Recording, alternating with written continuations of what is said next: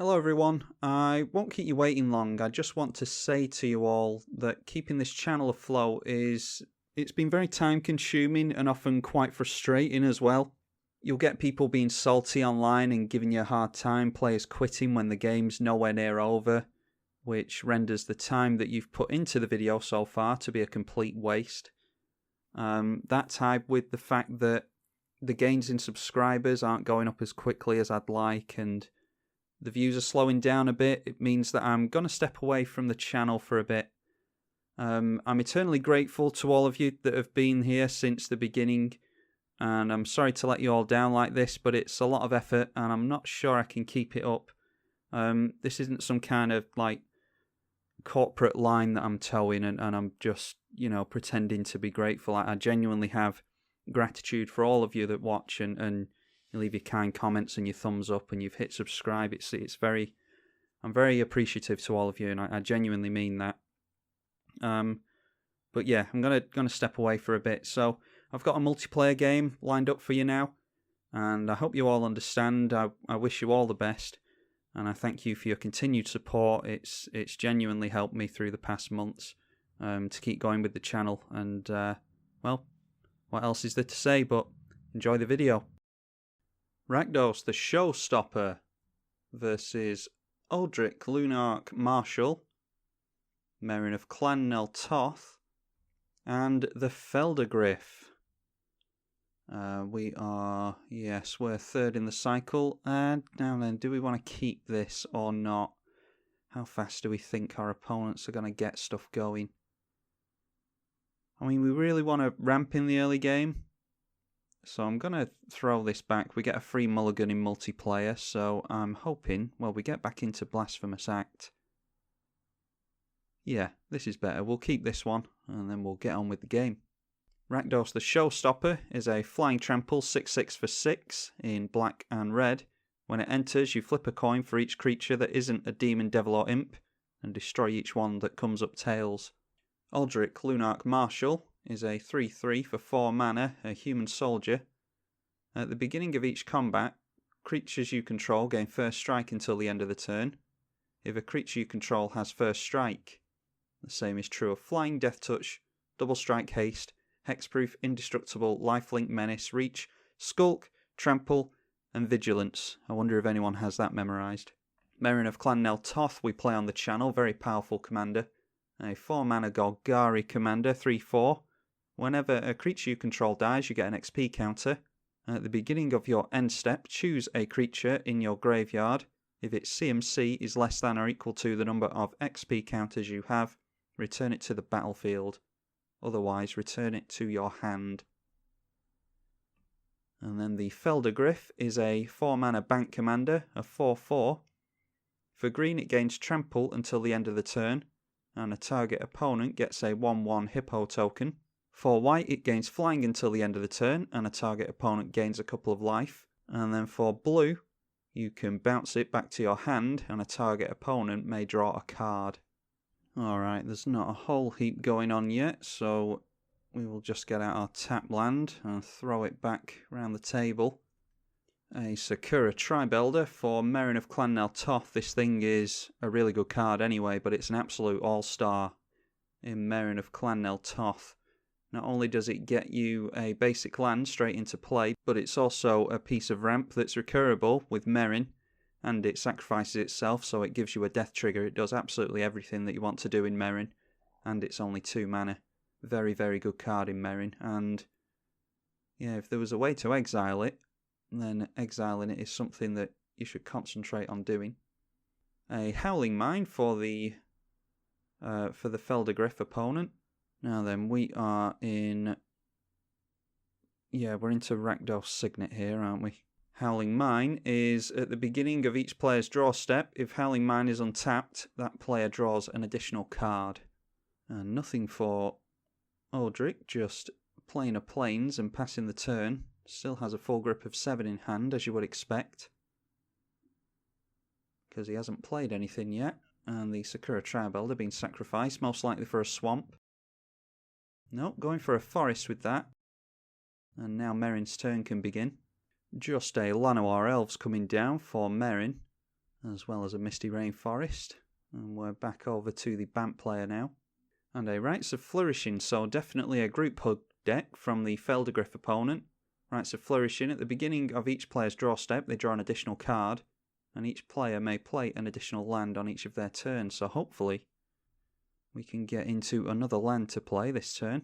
Well, apparently not, so in that case we just go for Cavern of Souls. We'll name Demon with that. Don't know how much counter magic we're going to see this game, but it's a dual land for demons at least. And then we'll go with Krark's Thumb. If you would flip a coin, instead flip 2 coins and ignore one of them, so you can choose which ones come up tails, in other words. Which is what we're going to want to do in this deck, so that we can be more selective over which creatures die. Yeah, and we'll leave it at that, because I don't want to terminate anything yet. Now then, what do we discard is the question. We decided to discard the Crucible of Worlds there because we don't have a land to play from the graveyard. If we got into a fetch or something like that, then Crucible of Worlds would actually be quite good. Yeah, and if we had a Living Death, I'd be more tempted to ditch the big demons. Maybe Crucible wasn't the best idea there, but we don't have any means of taking advantage of it anyway. And Odric making a 4th land drop, and looks like they're going to cast their first spell of the game, and they get down their commander. Just going to yield till the end step here, because I'm assuming that Meren might come out this turn, and I do want to terminate that. Giving the Meren player lots of card draw seems dangerous to me. But it's Group Hug, and that's what you do in Group Hug. And a sack outlet in Phyrexian Tower for Meren. A difficult one to get rid of at that.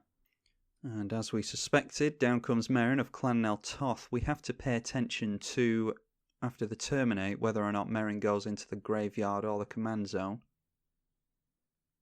Because there goes the Llanowar Elves with the Phyrexian Tower. I'm actually going to... Yeah, I'm not going to yield till the end step. I'm going to destroy the Meren on the second main phase before we go into the end step, because that's when Meren triggers. And I don't want Meren to get back that Llanowar Elves. The Caustic Caterpillar comes down, and we'll see if anything occurs with that. It can't yet, because our opponent has only tapped for 2 black mana. The Caustic Caterpillar is another good card in this deck. That is 2 and sack it to destroy an artifact or an enchantment. Now our opponent could sacrifice this to the Phyrexian Tower to get Meren out next turn, I think. That's 2, 4 and 6, yes. And then Meren would get back either the Caustic Caterpillar or the Llanowar Elves next turn. But mana that they spend doing that is mana that they are not spending to do other things. And a Thought Vessel for the Phelddagrif opponent. That's a mana rock with no maximum hand size. And then just tapping out 8 cards in the Phelddagrif opponent's hand, but obviously they don't have to discard down to hand size. And then we draw a bunch of cards, and we get into lands, which is really good. We can play both of these. And I think we're just going to go for ramp here. So let's get down the Felwar Stone, taps for any colour of mana that a land our opponents control could produce. And I'm hoping we don't see a Bane of Progress at this point. Let's go for Buried Alive. Do we want to go for Buried Alive, actually? Yeah, let's just go for it. We have a couple of demons in hand, and we have Kolaghan's Command to fish something out of the graveyard if we want to. Let's go Lord of the Void, Bloodgift Demon. Maybe Runescarred Demon is a tutor. Yeah, we can go for Runescarred Demon. Yeah, I think I like the card draw on Bloodgift Demon as well. So just to be clear there, we've gone for Lord of the Void, Runescarred Demon, tutor with legs, and Bloodgift Demon is a Phyrexian Arena with legs.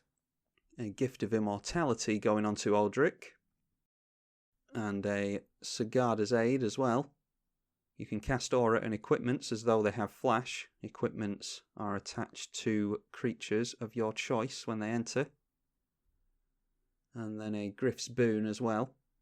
Enchanted creature has +1 and flying to its attack.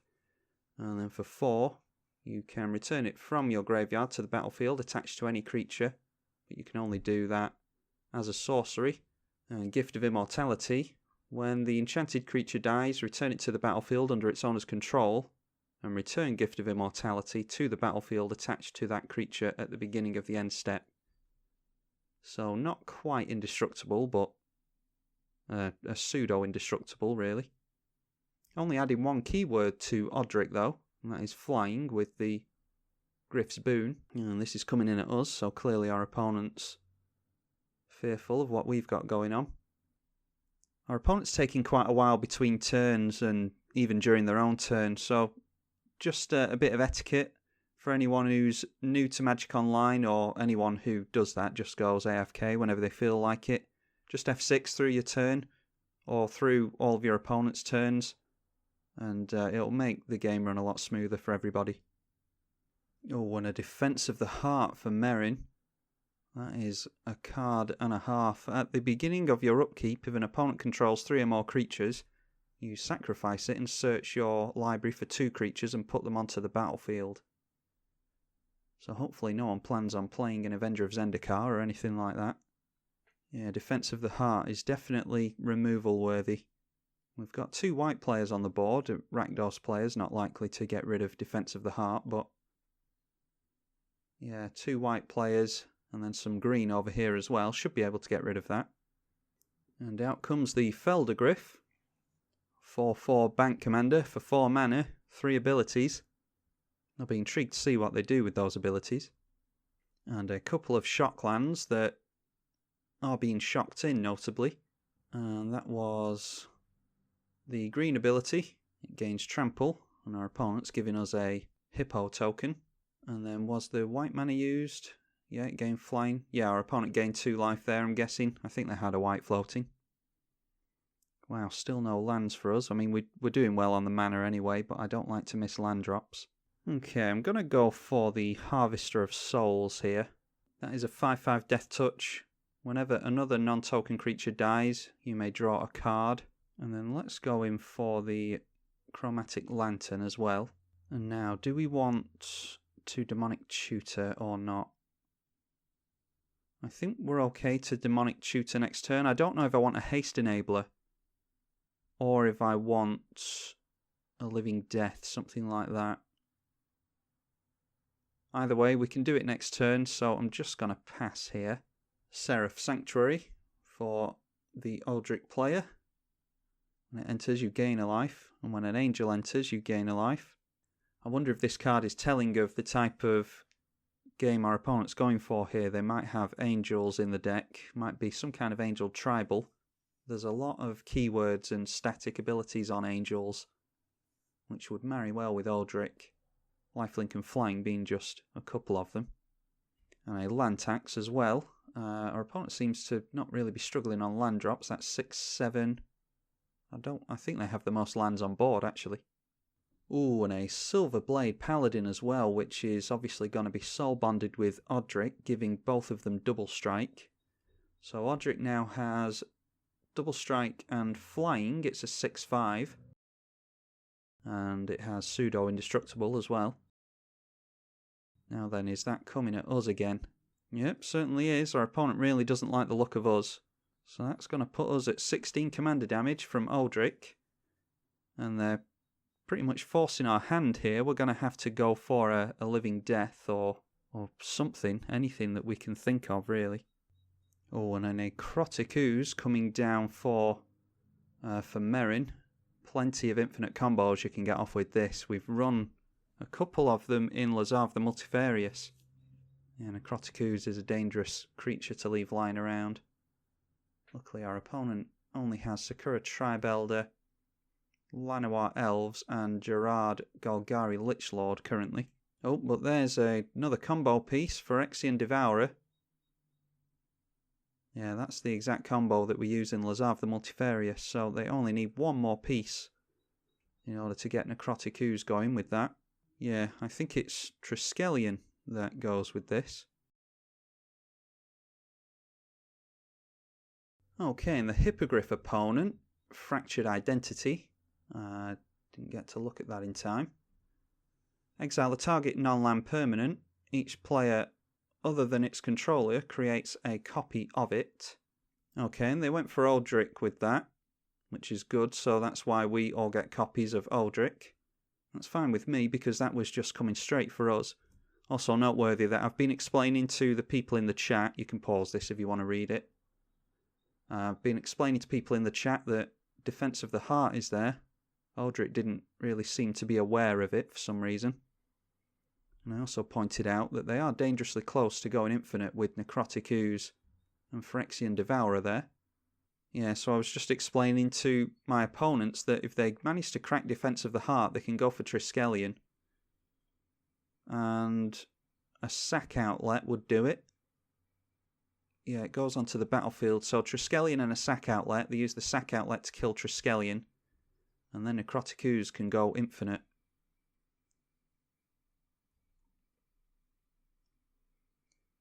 Okay, and a Spirit Loop goes onto the Phelddagrif. The Phelddagrif now has Trample and... Oh, actually, Spirit Loop is before Lifelink was a thing. So this is kind of Lifelink, which doesn't count with Odric. We've got Death Touch on all of our creatures, thanks to our Odric, though, because our Harvester of Souls is a Death Toucher. And then the Phelddagrif deciding to swing in at Odric. Okay, and Silverblade Paladin deciding to block the Phelddagrif. Don't know if I would do that myself, actually, unless our opponent's planning on wiping the board anyway. Silverblade Paladin seems like a card I'd want to keep around, especially if I'm going to be able to replay Odric, which our opponent can easily. And because the Silverblade Paladin dies, we get to draw a card with our Harvester of Souls. Might be time to get out Rakdos in an attempt to... Oh, and Haste Enable is really nice. Yeah, in an attempt to wipe some creatures from the board. Rakdos the Showstopper. Hopefully get some good stuff going. I'd like to remove this Necrotic Ooze from play if I can. Okay, and it's round to our turn. We draw a bunch of cards. And after leaving us to wait for the longest time, Odric decides to quit on us, which is quite annoying, so hopefully we won't have anyone else quitting on us, because I'm having a little bit of difficulty getting a multiplayer game going, and this is half the reason that I got into 1 versus 1. If someone quits, at least it's easy to get another game going. Whereas multiplayer, people just seem to scoop at the most inopportune times. Alright, and unfortunately, my worst fear was realised, and the Phelddagrif opponent decided to go AFK as well. So now it's just another 1 versus 1, as is par for the course with this channel apparently, against the Meren player, who is almost going infinite on us. So let's see what we can do here. Let's get down Rakdos the Showstopper and see if we can get rid of that Necrotic Ooze or not. Okay, the Caustic Caterpillar is going after the... Yep, going after the Krark's Thumb, but that will trigger our Harvester of Souls, and we will draw a card there. Noteworthy that we got into a Liliana's Contract as well. At the beginning of your upkeep, if you control 4 or more demons with different names, you win the game. That might actually be worth going for. Now we'll see what we destroy with Rakdos the Showstopper. Yeah, well, we don't get rid of that Necrotic Ooze, unfortunately. Yeah, we'll swing in. Everything will gain Death Touch, Flying and Trample, thanks to the keywords that we've got going here. And that makes it so that our opponent can't block with the Necrotic Ooze. We can get haste onto all of our creatures as well if we Lightning Greaves the Odric. But I really don't want to risk my opponent getting infinite with that Necrotic Ooze, so let's go for Demonic Tutor. And then, did we already play a land this turn? Yeah, I don't think we've played a land for the turn, so let's go for Bajuka Bog. And that not only will make a Living Death better for us if we manage to get into that, but it also makes the Necrotic Ooze less of a worry for us. Our opponent is going to get down Defense of the Heart this turn, unfortunately. And then, do we want to hold up Colligan's Command? I think our opponent's going to go for massive creatures here, so I don't think Kolaghan's Command is going to do a whole lot for us. Let's just get down the Mimic Vat. And then if something dies, at least we can put it under the Mimic Vat. And there goes Defense of the Heart, exactly what I was telling my two opponents about. We have 3 creatures on board, so now our opponent can go for whatever they want here. They could go for Avenger of Zendikar, and Crate Hoof is always one that people tend to go for. Or there might be another infinite combo in their library with the Necrotic Ooze. So if they get another couple of cards that combo with Necrotic Ooze here, they can sacrifice at least one of them to Phyrexian Tower. And then another one to Phyrexian Tower next turn and go infinite again. Or maybe they have a sack outlet in hand.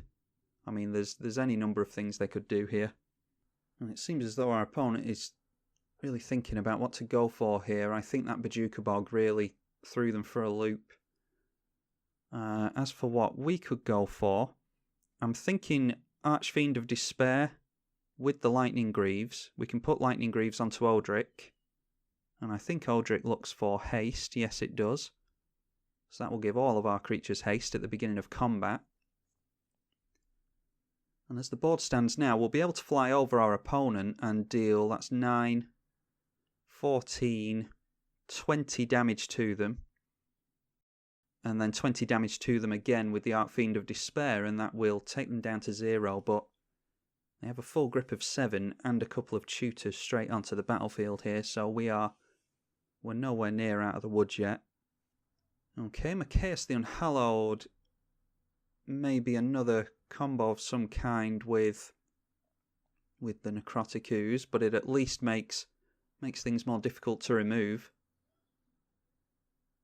And in fact, with a sack outlet, that might go infinite with Woodfall Primus. That comes in with Persist and then will come back in with Undying if our opponent gets a sack outlet going. And Woodfall Primus can destroy non-creature permanents, which effectively means it can blow up all of our lands. But they were worried about the Mimic Vat. The Woodfall Primus blew up the Mimic Vat, by the way. I'm just hoping that they don't get into a Viscera Seer and make me wish that I'd kept up Kolaghan's Command. They don't have a flyer in play, at least. Okay, Diabolic Intent. They sack the Necrotic Ooze, and that will come back with Undying, won't it? I think Machaos says non-humans. Yeah, whenever a human deals damage to destroy it, non-humans re-enter with a plus counter when they die.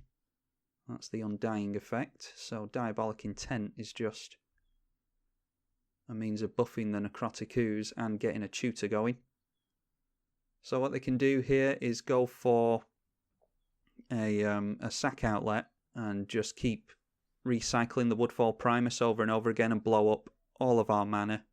And then there's pretty much nothing we can do after that. We could hope to swing in a couple of times with all of our stuff, but I don't think it's going to be enough.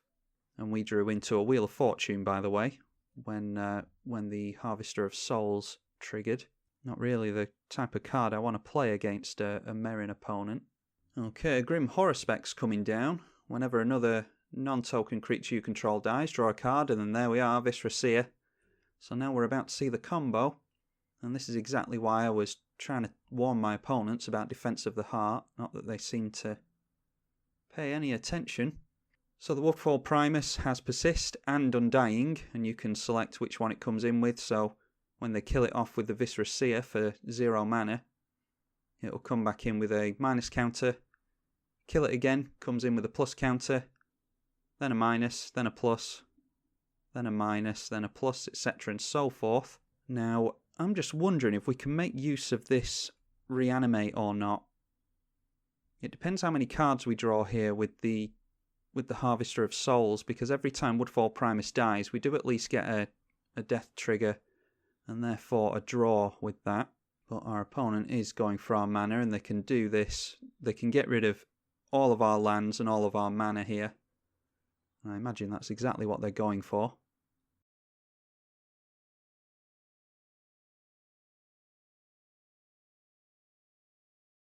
And there we go, our opponent has finished and they have wiped us of all of our mana.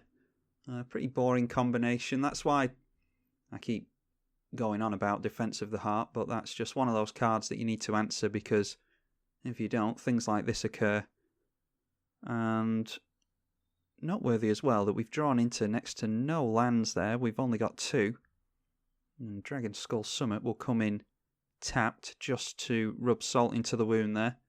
We do have a reanimate that we could get back a Lord of the Void with. Perhaps should have played the Lightning Greaves last turn instead of the Mimic Vat, but our opponent would have blown that up anyway, so it makes little to no difference. We were just a turn too late here. Yeah, because we were definitely going to get a win down, I think. If we could have got down the Archfiend of Despair, which we were going to do next turn, we would have dealt enough damage to our opponent in order to win next turn. So that feels pretty bad, but we had 2 opponents quit on us, and it was pretty much just leaving us with a hot mess to deal with from the Meren player. But it seems to be the done thing with Magic Online and multiplayer games. People just start a game and then quit, and I don't really see the point in that personally. I don't understand why you would sit down to play a game of Magic and then quit on turn 5 or whenever it was that people quit. Let's see if we got into a land this time. Well, we did, but we only have about 5 mountains in the deck, so I would have hoped for a swamp there. Our opponent probably gets lethal on us next turn. What are we on here? 6. That'll be 11. 19. 22 is that? Yeah, 24. They're close to it. And in fact, they could just give some of these creatures plus counters. They could give the Viscera Seer a plus counter with Undying, so that would be lethal on us. I'm trying to dissuade our opponent from swinging in. I don't think I'll swing in this turn. If we can get down the Dragon Skull Summit and survive until next turn, we might be able to reanimate the Archfiend of Despair. Our opponent has 7 cards in hand, so it doesn't seem likely, but how much life are we going to lose from that? Yeah, we're going to lose 8 life there. Yeah, it doesn't seem likely, but I'm going to attempt it. I'll just throw it back over to my opponent and hope that they don't play with their food too much. But yeah, my opponent just decides to blow up my land immediately, so we've got an absolute hard lock on us here. There's nothing we can do. Obviously, if you don't have mana, then there's not a whole heap you're going to do to your opponent, so we'll just leave it there and never play a multiplayer game ever again. I'm tribalkai on the EDH channel. Thank you for watching.